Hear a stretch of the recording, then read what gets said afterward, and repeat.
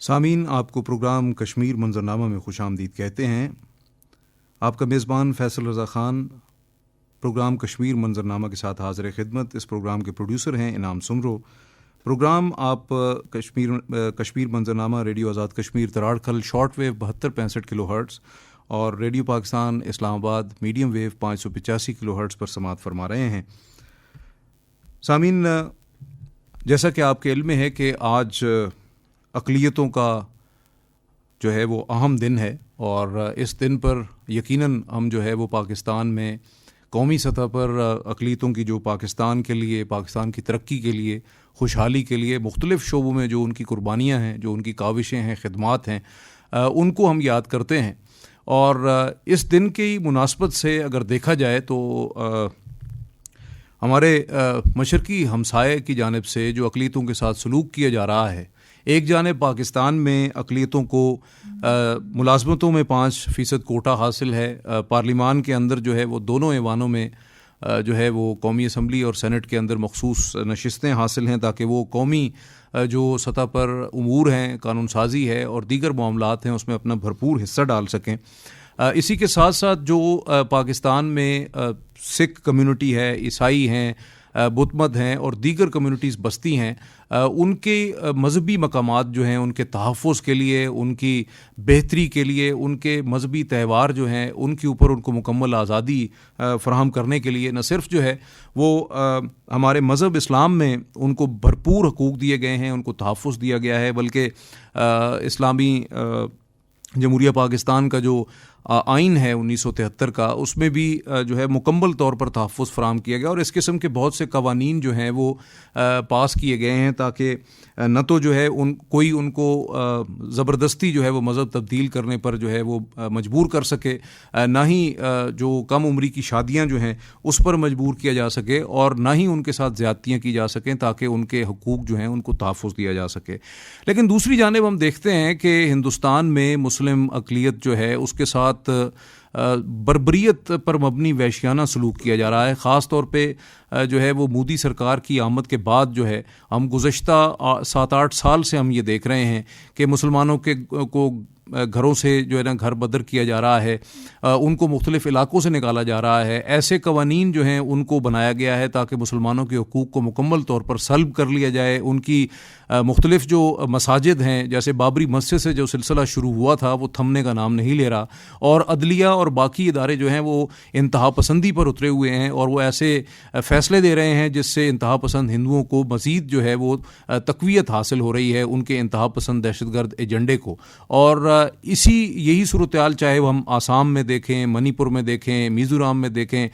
تامل ناڈو میں دیکھیں، بھارتی پنجاب کے اندر دیکھیں، راجستھان میں دیکھیں، کہیں بھی ہم مشرقی بنگال میں دیکھیں تو ہر جگہ پہ یہی صورتحال ہے، اور 17 سے زائد یہی وجہ ہے کہ ایک نفرت آمیز جو رویہ ہے انتہا پسند ہندوؤں کا، اس کے حوالے سے تحریکیں جو ہیں وہ چل رہی ہیں۔ اور دوسری جانب جو ہے ہندوستان کے غیر قانونی، غیر آئینی، غاصبانہ قبضے میں موجود جموں کشمیر میں بھی مسلمانوں کے ساتھ جو ہے وہ انتہا درجے کے غیر انسانی سلوک جو ہے وہ روا رکھا گیا ہے۔ ان کی شناخت جو ہے اس کو مٹایا جا رہا ہے، غیر ہندوؤں کو جو ہے وہ وہاں لا کر بسایا جا رہا ہے، لاکھوں کی تعداد میں ڈومیسائل جاری کیے جا رہے ہیں، ان کی املاک، ان کے باغات، کاروبار، ان کے گھر، ان کو تباہ کیا جا رہا ہے۔ اور دوسری طرف جو ہے وہ ایک قتل عام کا سلسلہ جاری ہے، نسل کشی کی جا رہی ہے کشمیریوں کی، تاکہ جو ہے وہ جو مقبوضہ علاقہ ہے اس کو مسلمانوں کی جگہ پر جو ہے وہ ہندو اکثریتی علاقہ بنا کر، اور اس کے بعد جو ہے وہاں پر ایسے اقدامات کیے جائیں کہ یہ علاقہ ہڑپ کیا جا سکے، جو کہ ممکن نہیں ہے۔ اس کی بنیادی وجہ یہ ہے کہ ہمارے کشمیری بہن بھائی جو ہے وہ گزشتہ 76 سال سے ایک جدوجہد جاری رکھے ہوئے ہیں، اور اس آزادی کی جو جدوجہد ہے اس میں مسلسل تیزی آتی چلی جا رہی ہے، اور ان کے حوصلوں کو، ان کے عزم اور ان کی بہادری کو سلام پیش کرتے ہیں کہ وہ نہتے کشمیری جو ہیں وہ بندوقوں اور جدید ترین اسلحہ اور لاکھوں کی فوج جو ہے 12-13 لاکھ فوج اس وقت جو ہے وہ قابض فوج موجود ہے مقبوضہ علاقے کے اندر، اس کے باوجود جو ہے ہمارے بھائی بہنیں، بیٹیاں، بزرگ، مائیں سب کے سب جو ہے وہ جدوجہد آزادی کو تقویت دے رہے ہیں. اور انہی موضوعات پر بات کرنے کے لیے اس وقت جو ہے وہ ہمارے ساتھ اسٹوڈیوز میں موجود ہیں سینئر تجزیہ کار جناب ڈاکٹر ملک توقیر احمد صاحب. ڈاکٹر صاحب, سب سے پہلے تو آپ کو ریڈیو آزاد کشمیر تراڑکھل اور ریڈیو پاکستان اسلام آباد میں خوش آمدید کہ آپ نے وقت نکالا. بہت شکریہ. السلام علیکم سامعین. ڈاکٹر صاحب, یہ فرمائیے گا کہ اس وقت جو ہے وہ ہندوستان کے اندر عمومی طور پہ اور بالخصوص جو ہے مقبوضہ جموں کشمیر میں ظلم و بربریت کی انتہا ہو چکی ہے اور نہتے کشمیری اپنی جدوجہد جاری رکھے ہوئے ہیں, لیکن ہندوستان ایسا لگتا ہے کہ اس کو مکمل طور پر تمام ایسے گناہوں کی, تمام ایسے ہتھ کنڈوں کی, تمام بربریت کی, وحشت کی اور مظالم کی مکمل طور پر اجازت دے دی گئی ہے. مادر پدر آزاد ہے, کوئی پوچھنے والا نہیں ہے. بڑی طاقتیں جو ہیں وہ شاید اپنے مفادات کی خاطر جو ہے وہ ہندوستان کے تمام تر جرائم جو ہیں اور مودی سرکار کے جو جنگی جرائم ہیں ان پر بالکل آنکھیں بند کیے ہوئے ہیں. جی فیصل, بہت شکریہ. دیکھیں, اگر آپ اجازت دیں تو آپ نے چونکہ اقلیتوں کے حوالے سے, اقلیتوں کے دن کے حوالے سے بات شروع کی اور پاکستان اور ہندوستان نے ہمیشہ پاکستان کو اس حوالے سے متون کیا کہ, اور خصوصاً یہ جو دہشت گردی کی عالمی جنگ کی آڑ میں بدنام کرنے کی جو پالیسی ہے اس کی, تو اس میں اپنے تئیں لوگوں کو بتانا, دنیا کو بتانا کہ کس طرح پاکستان جو ہے وہ اس میں پیش ہے اور اقلیتوں کو کیا سلوکیات ہے. میں تھوڑا سا اور اس کے بعد پھر کمپیریزن کریں گے کہ ہندوستان کے اندر ایکچولی کیا ہو رہا ہے. دیکھیں, پاکستان میں بہت سی اقلیتیں آباد ہیں جن کا اپنا مذہب, اپنے عقائد اور اپنی ثقافتی اقدار ہیں, اور اس میں ایک بہت بڑی اقلیت پر ہندوؤں کی بھی ہے. مسیحیوں کا نمبر آتا ہے, پھر اس کے بعد بہائی ہیں, پارسی ہیں, بودھ ہیں, دیگر عقائد کے لوگ سارے کے سارے شامل ہیں. اور یہ آپ اس کو کمپیریزن میں دیکھتے رہیں. ساتھ ساتھ ہندوستان جو دوسری طرف آپ دیکھیں کہ ایک سیکولرزم اور لبرلزم کی بات کرتا ہے, اور وہاں پہ اقلیتوں کے حقوق کیا ہیں. اور کشمیر کا جب ہم ذکر کرتے ہیں تو وہاں تو وہ اکثریت میں ہیں, لیکن اس کے باوجود اوورآل چونکہ مسلمانوں کے خلاف ان کی ایک نفرت جو ہے وہ آپ کے سامنے, آپ نے انٹرو میں ذکر بھی کیا, تو اس کا بھی. اور آزادی کی جدوجہد میں جہاں پاکستان کے ہم ذکر کریں تو مذہبی اور نسلی اقلیتوں نے ہمیشہ قائد اعظم محمد علی جناح کا جو مشن تھا اور نظریات تھے ان کی بھرپور حمایت تھی. اور دیکھیں, یہ بھی تاریخ کا حصہ ہے کہ پنجاب کی جب تقسیم ہوئی تو صوبائی اسمبلی میں جو مسلم لیگ اور ہندو کانگریس کے جو اراکین تھے ان کی تعداد برابر تھی, تو 3 مسیحی اراکین ہی تھے جن کے ووٹ کی وجہ سے جو تقسیم کا مسلم لیگ کا ساتھ دیا, اور پاکستان کو وہ علاقے مل گئے جن پر کانگریس کا دعویٰ تھا. تو یہ جو پراپیگنڈا بعد میں کیا گیا کہ اقلیتوں کے حوالے سے جو ہے وہ پاکستان میں مناسب حالات نہیں ہیں, تو قائد اعظم کی تو تقریر ہی بڑی واضح ہے 11 اگست 47 کی کہ پاکستان کو یعنی جو ہم جس کو چارٹر آف پاکستان بھی کہتے ہیں, جس میں اقلیتوں کی جان و مال کی سلامتی اور ان کی حفاظت اور اس کا ذکر کیا گیا, اور آپ لوگ آزاد ہیں اپنے, جس میں بنیادی طور پہ جو ہے وہ شہریوں کی بات کی گئی. اس میں اقلیتوں کی, انہوں نے کہا کہ پاکستان کے شہری جو ہیں وہ اپنی مساجد, اپنے گردواروں, اپنے جو ہے وہ گرجا گھروں میں جانے کے لیے آزاد ہیں. جی, اور دوسری طرف جی فیصل, دوسری طرف دیکھیں کہ ایک اس طرف نظریہ ہے جو آج کل جب ہم جو اس کے ہندوتوا کا نظریہ کہتے ہیں, اور RSS جو بہرحال 1947 سے پہلے بھی قائم تھی, اور اس کے نظریات شدت پسندانہ متشدد جماعت آپ کے سامنے موجود تھی, جو آگے بڑھتے بڑھتے مسلمانوں کو خصوصاً ٹارگٹ کرتے ہوئے اقلیتوں کو عمومی طور پہ اس جماعت کو